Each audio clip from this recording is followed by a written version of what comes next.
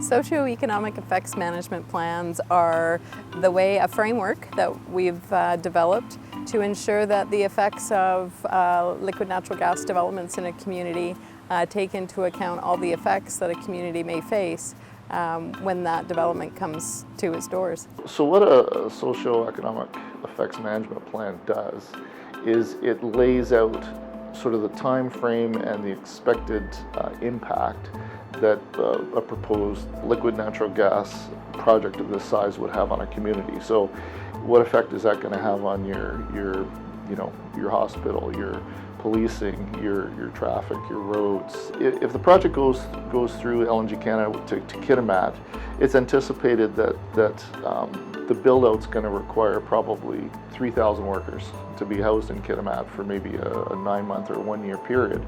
Well, that's, equates to about a third of their existing population. One example, I think, of an impact that is effectively monitored during a socioeconomic effect management plan would be housing impact.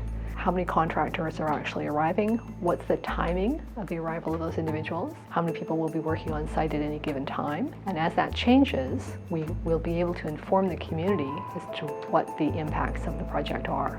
Some of the work, particularly on the health service management planning, has resulted in the emergency room not being overrun in a small community, for example, by people who don't have a family doctor because they're working at the camp. And we can have a conversation about how they might meet that, whatever that need is that they have, in a different way than having people show up in the emergency room. So I think the key benefit of a socioeconomic effects management plan for local governments such as the District of Kitimat is that it's a one-stop shop for understanding what impacts are being measured in our local community and what the communication strategy is around that. The key is it lays out who all the contacts are with the various ministries, municipalities, various agencies, and has that sort of feedback loop to be able to then adapt based on monitoring of their anticipated impacts and are they happening and are they being dealt with correctly. I think the best part of this process is the opportunity that it provides for us to be working with our communities in the province. The goal is to have strong, resilient communities,